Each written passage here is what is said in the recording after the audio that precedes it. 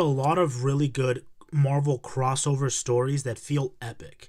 You have stories like Civil War, you have stories like Siege, you have stories like Secret Wars.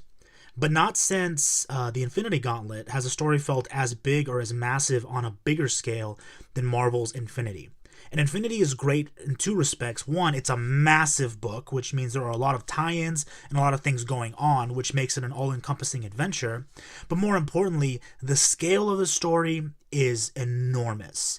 Basically, what's going on is you have the Avengers who go off-world and they meet up with the Galactic Council, joining forces with the Kree, the Skrulls, a couple of other people, and basically they realize that the Builders, who are the alien gods of the universe, are destroying the universe slowly. And so they have to go and stop them and figure out how to save, their timeline, how to save their entire existence. And so they go off, and it's this huge space operatic battle going on in war in space. So it just feels really cool in itself. On top of that, Thanos, while the Earth is unprepared, comes over and basically tries to fuck everything up. This story is great from a small scale all the way to a huge scale because there's a lot of intermingling stories going on together, but the scope feels so big. So if you want something that is going to entertain you while at the same time giving you so many amazing moments and sequences, specifically, look out for Thor and Mjolnir. There's an amazing scene incorporating them in this specific book. But you have your Avengers, you have the Builders, Thanos and the Cole Obsidian, the Guardians of the Galaxy, the Illuminati, even Black Bolt and the Inhumans are used really, really well here. So overall, this is a very massive story that feels big, and the payoff is really, really great. So please check this out if you're a Marvel fan. It's not like everything else where something happens and then something ends. In this case, there's a lot of stories going on, and they're all tied together very well. Superman, Batman, Sorcerer Kings is another one of the collection from the Superman, Batman World's Finest stories that came out that I talked about in the other essential lists.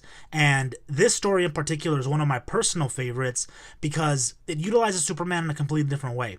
Though it's not just a Superman, Batman story, it deals more with the Superman thrust into a different alternate universe and where the world has been, again, apocalypsed, it's destroyed, I don't even know if that's a word, but it's been completely wreaked havoc upon by magical beings. And so this alternate universe Batman basically gives Superman a sense of magical powers, and Superman gets to wield a fucking sword. So it's a very interesting and fun look at the Caped Crusader and at the Man of Steel. So it's a fun story, and I think it's essential reading because it captures the imagination and wonder of Superman and Batman. So if you want to see a story that completely turns the whole idea of Superman on its head, this is a great place to start. Brad Meltzer's Identity Crisis is one of my favorite stories that I've ever read. It's a big whodunit mystery type book dealing with DC's, biggest heroes specifically. Superman's in this, you got Batman, you got Tim Drake's Robin, Zatanna, a lot's going on. Green Arrow is a big part of the story. But it all centers around the idea of superheroes and their loved ones, and what you would do to make sure that your loved ones stay safe, especially in the wake of a very, very intense tragedy. The story is sad. It feels very real. It's not so much a story about heroes. It's more of a story about the people behind the capes and the things that they have to go through and the morals that they have to explore in a world that's constantly putting them in danger. So it's a very strong ethical case for the idea of what do heroes do in the face of great danger. But more importantly, it's literally a story on how to protect those that you love through tragedy. And this story has a lot of heart, and it's an amazing read. Specifically, you'll fall in love with some of the lesser known heroes of the DC universe, like Ralph Dibny, and I can't really put into words how great of a story this is, because you start at the beginning, you might not be very invested, but by about a third of the way in, you're already like, okay, yep, I need to know what happens next. Glorious storytelling. Boom Studios have come out with the new Mighty Morphin Power Rangers comic book. And originally I wasn't going to put this on the list because it's very, very modern and very new. But honestly, after reading it and kind of delving into the Power Rangers mythos, this is essential reading. If you love the Power Rangers, or if you kind of have an idea of what the Power Rangers once were, this is a beautiful reimagining, modernization of the Power Rangers, not in the 90s, but now in the 2000s. It's a wonderful story because you kind of get a lot of depth in the sense of who these Rangers are, being a teenager with attitude, and kind of looking at it more from a militaristic point of view of these heroes that are forced to kind of face off against the evil that is Rita Repulsa.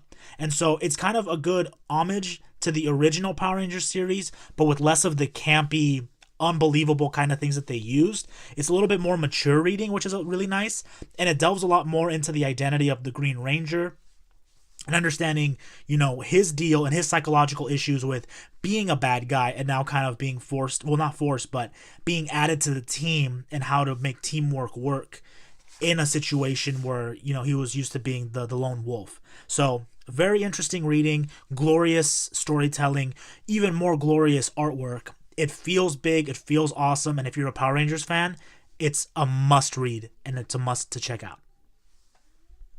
Batman Incorporated is one of the finest pieces of comic action I have ever read.